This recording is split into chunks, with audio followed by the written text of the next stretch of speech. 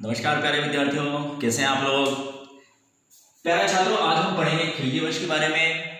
और दिल्ली सल्तनत में खिलजी वंश की शुरुआत होती है लगभग 1290 में और इसका अंत होता है 1320 में। लगभग 30 वर्षों तक दिल्ली पर खिलजियों का शासन रहता है और इसका जो संस्थापक होता है उसका नाम होता है जलालुद्दीन खिलजी।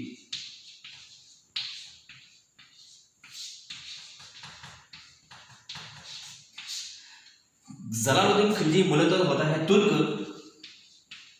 लेकिन कालांतर में इसके जो फैमिली के मेंबर्स हैं वह तुर्किस्तान छोड़कर अफगानिस्तान में रहने लगते हैं। और यह नस्ल से और जाति से तो होता है तुर्क, लेकिन सांस्कृतिक रूप से क्योंकि कई वर्षों तक वह अफगानिस्तान में रहते हैं इसलिए सांस्कृतिक रूप से इनमें अफगान संस्कृति इनके अंदर आ जाती है।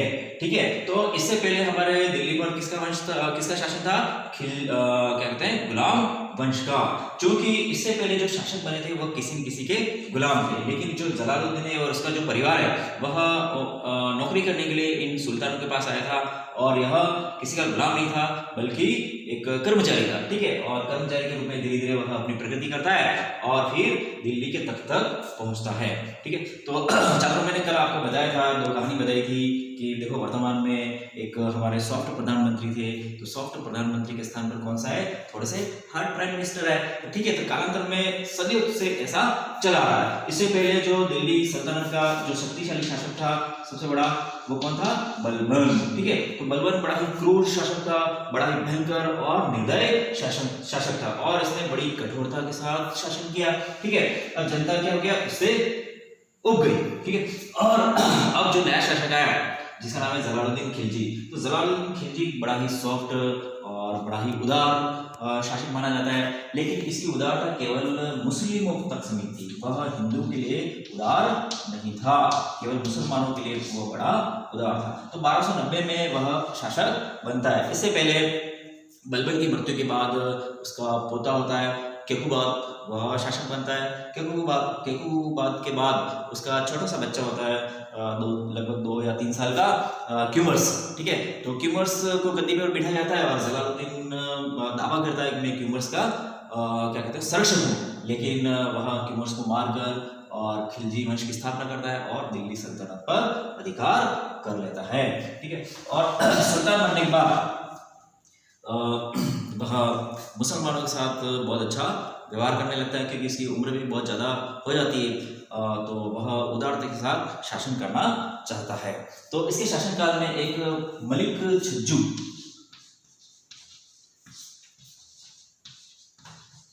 नाम के एक जो व्यक्ति होता है वह इस गद्दी पर अपना दावा जताता है और सोचता है कि मुझे सुल्तान बनना चाहिए, मेरी बजाय कौन बैठ गया? जलालुद्दीन खिलजी सुल्तान बन गया है। तो वह बगावत कर देता है और पूरी ताकत के साथ जलालुद्दीन के खिलाफ वह बगावत करता है, लेकिन जलालुद्दीन उसकी बगावत को क्या कर देता है? समाप्त कर देता है और उसके सैनिक मलिक छज्जू को पकड़ लेते हैं, गिरफ्तार कर लेते हैं, उसको पीटते हैं, उसको बुरे गंदे कपड़े पहनाकर जलालुद्दीन खिलजी के सामने लाया जाता है। लेकिन चूंकि वह मुसलमानों से बड़ा प्यार करने वाला होता है, बड़ा उदार होता है, तो मलिक छज्जू की हालत देखकर उसको दया आ जाती है और उसको छोड़ देता है और उसको माफ कर देता है। तो इस तरह से इससे पहले जो शासक था बलबन, वह अगर उसको थोड़ा सा भी पता लग गया कि इसने कुछ गड़बड़ काम किया तो उसकी तो मौत निश्चित थी। लेकिन अब ये अजीब सा इसका उल्टा शासक आ गया, थोड़ी सी बात मतलब बहुत बड़ी अगर कोई बड़ी सी बगावत कर ली तब भी वह मुसलमान है सामने वाला तो उसको माफ कर देता है। ठीक है, तो इसके बाद मंगोलों का आक्रमण होता है इस पे, तो बड़ी सेना लेके जलालुद्दीन जाता है और मंगोलों को हरा देता है और फिर कई सारे मंगोलों को गिरफ्तार कर लेता है। तो उस जमाने में मंगोल बड़े क्रूर माने जाते थे, बड़े ही भयंकर जाति माने जाते थे। देखो कालांतर में जब ये व्यवस्था तो आई, इससे पहले कुछ ऐसे ग्रुप्स होते थे जैसे कि मंगोल हो गया, है ना, भारत में जो पिंडारी हो गए और भी जिनको बर्बर ग्रुप्स कहते हैं, है ना, एक समूह के रूप में हजारों लोग एक समूह के रूप में रहते थे। तो दोस्तों प्यारे बच्चों, ये कुछ काम वाम करते नहीं थे। इनका काम था कि भाई देखो बस्ती को लूटो और वहां से जो खाने पीने के सामान हो, संपत्ति प्राप्त हो, उसको प्राप्त करो। ठीक है, तो ये मंगोल भी कुछ ऐसे ही लोग थे।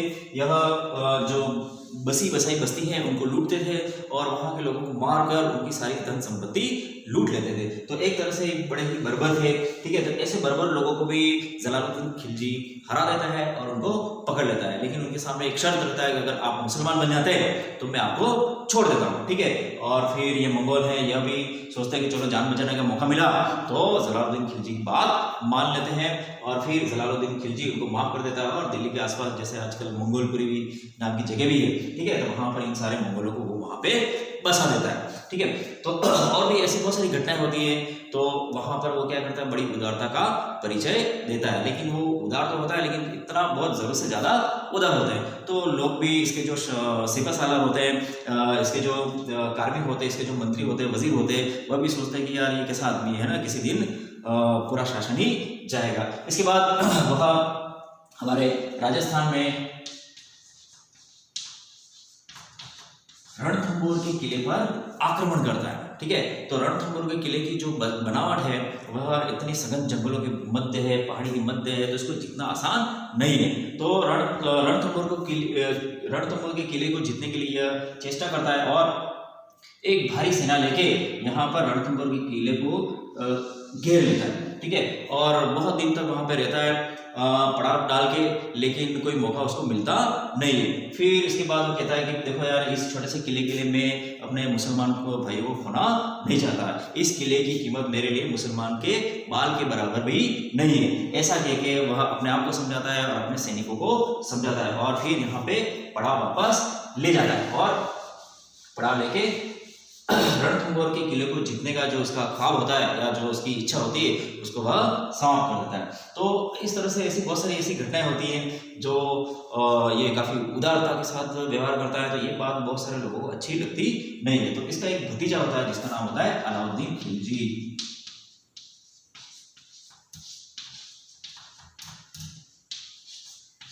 तो अलाउद्दीन खिलजी बड़ा महत्वाकांक्षी होता है और बचपन से ही वह एक शासक बनने का सपना देखता है और उसका एक हीरो होता है उस जमाने में, कहानी के हिसाब से एक व्यक्ति होता है जिसका नाम होता है सिकंदर और उसमें फारसी में या उर्दू में उसको बोलते हैं सिकंदर आजम, अलेक्जेंडर द ग्रेट। तो अलेक्जेंडर को वह अपना क्या मानता है, हीरो मानता है, ठीक है। और वह सोचता है कि यार जिस तरह से सिकंदर ने दुनिया में फतेह की वैसे मैं भी फतेह करूंगा, ठीक है। लेकिन कब करेगा, जब ये राजा बनेगा तभी करेगा, सुल्तान बनेगा तभी करेगा। और इसके चाचा के लक्षण तो उसको ठीक नहीं लगते, ये बड़ा उदार है, थोड़ा सा बेवकूफ भी है और हो सकता है कि कल उठ के अगर कोई दूसरा शक्तिशाली आदमी आ गया तो खिलजी वंश समाप्त भी हो जाता है। तो मन ही मन सोचता है कि किस तरह से मैं यहाँ क्या कहते हैं सुल्तान पद प्राप्त करूं, ठीक है। तो यहाँ पर दोस्तों आपने सिकंदर का नाम सुना ही होगा। तो सिकंदर ने भारत पर भी आक्रमण किया था और पुरु नाम के राजा को उसने हराया था, ठीक है। तो बड़े दुर्भाग्य की बात है कि पुरु जो हमारा एक राष्ट्रीय हीरो होना चाहिए था, लेकिन कहीं भी इसका नाम नहीं है। और अगर हम आज के समाज में भी देखें तो हर कोई अपना नाम सिकंदर रखना चाहता है और ये यूरोपीय लोगों ने सिकंदर या अलेक्जेंडर को इतना महिमामंडित किया है कि पूछो मत, पूरी दुनिया में इसका नाम लिया जाता है। तो सिकंदर के नाम के आगे हम लोग पुरु को भूल गए। तो मैं थोड़ा सा बताना चाहूँगा कि देखो यार, पुरु ने कितना बड़ा महान काम किया और उसकी महानता को हम भुला रहे हैं, ठीक है। तो जैसे मान लो सिकंदर ने ग्रीस से यहाँ पे उसने विश्व विजय का अभियान शुरू किया। तो शुरुआत में उसने क्या कर दिया था भाई, अपने से जो छोटे ग्रुप है या अपने से कमजोर लोग हैं उन पर बड़े ही बेरहमी के साथ आक्रमण किया और उनको क्या कर दिया, उसने नष्ट कर दिया, ठीक है। तो 3-4 ऐसे युद्ध किए जो सिकंदर के सामने ये कमजोर लोग थे और उनको बिल्कुल नेस्तो नाबूद कर दिया। बड़ी बेरहमी के साथ उसने आक्रमण किया और फिर इसके बाद क्या हो गया, एक अफवाह फैल गई और समाज में चारों तरफ बातें ऐसी फैल गई कि देखो सिकंदर बड़ा ही महान है, बड़ा ही शक्तिशाली है, बड़ा ही पावरफुल है, ठीक है। तो फिर इसके बाद क्या हो गया कि एक हवा बन गया, एक रेपुटेशन सी बन गई और फिर धीरे धीरे वह आगे बढ़ता। तो बाद के जो राजा थे, ठीक है, वह खौफ के मारे क्या हो गया, सिकंदर के गुलाम होते गए और इस तरह से सिकंदर को हौसला मिलता गया और सिकंदर आगे बढ़ता रहा और ये भारत की तरफ गया है। तो हमारे यहाँ पर जैसे तक्षशिला का एक राजा था आम्भी, वह भी सिकंदर का गुलाम हो गया, ठीक है। उसने भी उसकी अधीनता स्वीकार कर ली, लेकिन इसके आगे कौन था, पुरु, पुरु ही वह राजा था जिसने सिकंदर को ललकारा और कहा कि अगर मेरी जमीन पर अगर आपने कब्जा किया या करने की कोशिश की तो मुझसे लड़ना पड़ेगा। ठीक है, और प्यारे छात्रों, सिकंदर की विशाल सेना और पुरु की सेना के मध्य भीषण युद्ध हुआ। ठीक है, अगर हम उस युद्ध के बारे में पढ़ें तो अगर बारिश नहीं होती है ना, पुरु के हाथी भड़के नहीं होते तो शायद पुरु जीत जाता। ठीक है, लेकिन यहाँ पर क्या हो गया, सिकंदर जीत गया और सिकंदर जीत गया और पुरु को क्या कर लिया, पकड़ लिया गया। लेकिन सिकंदर ने पुरु की महानता और वीरता को देखकर पुरु को क्या कर दिया, माफ कर दिया। ठीक है, तो मैं आपको ये बताना चाह रहा था कि इम्पैक्ट है ना, इम्पैक्ट क्या होता है। देखो यहाँ पर 2-3 युद्ध जीत गया तो धीरे धीरे ग्रीस से ये शुरू हुआ। ठीक है, 2-3 युद्ध जीत गया, इसकी एक रेपुटेशन बन गई। रेपुटेशन बनने के बाद क्या हो गया, ये पूरा मध्य एशिया पार करते हुए इधर भारत की तरफ आ गया। ठीक है, भारत की तरफ आ गया और हमारा ये जो राजा है ये अम्बिक, ये भी इसका क्या हो गया, इसके अधीन हो गया। लेकिन पुरु ने पूरे ताकत के साथ इसका मुकाबला किया। ठीक है, पूरी ताकत के साथ मुकाबला किया, भले ही पुरु हार गया, लेकिन इसके बाद क्या हो गया, इसके बाद सिकंदर की सेना में बगावत हो गई और उनको सिकंदर की सेना को पुरु को हराने में क्या हो गया, पूरा जोर लग गया, उनकी सारी ताकत खत्म हो गई और फिर सिकंदर की सेना ने बगावत करके आगे जाने से मना कर दिया। ठीक है, और यहीं से क्या हो गया, सिकंदर की सेना लौट गई। तो ये था पुरु का इम्पैक्ट। ठीक है, तो प्यारे छात्रों, पुरु भी क्या है, हमारा एक राष्ट्रीय हीरो होना चाहिए, यही मैं आपको बताना चाहता था। ठीक है, तो ये जो होता है क्या नाम है, अलाउद्दीन खिलजी,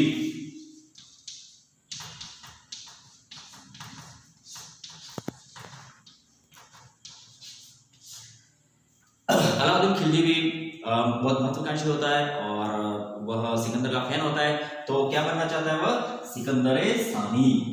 उसकी इच्छा होती है कि वह सिकंदर सानी बने। सिकंदर सानी बने मतलब क्या है कि इस धरती पर दूसरा सिकंदर, इसका मतलब क्या होता है, इस धरती पर दूसरा सिकंदर। ठीक है, इस धरती पर दूसरा सिकंदर, तो इसका बहुत बड़ा सपना होता है। अब उसको सुल्तान बनना है और इसका जो चाचा है वह बहुत ज्यादा उदार है। ठीक है, और उसकी अगर ऐसी हरकतें रही तो एक न एक दिन ये खिलजी वंश समाप्त हो जाएगा। तो फिर वह बहुत ज्यादा कोशिश करता है और किसी तरह से क्या है, सुल्तान बनने की इच्छा वह रखता है और सुल्तान बनने के लिए उसको बहुत सारा धन चाहिए।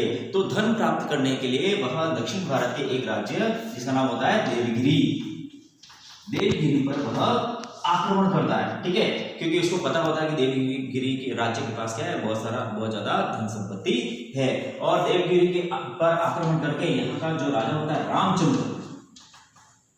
रामचंद्र नामक राजा को परास्त करता है। ठीक है, और देवगिरी को लूटता है और यहाँ से बहुत सारी प्रॉपर्टी, बहुत सारी संपत्ति, धन दौलत वह प्राप्त करता है। ठीक है, और फिर यहाँ से धन दौलत प्राप्त करके वह वापस आता है। तो प्यारे छात्रों, वह किसके मान होकर सुल्तान कौन था, और जलालुद्दीन खिलजी।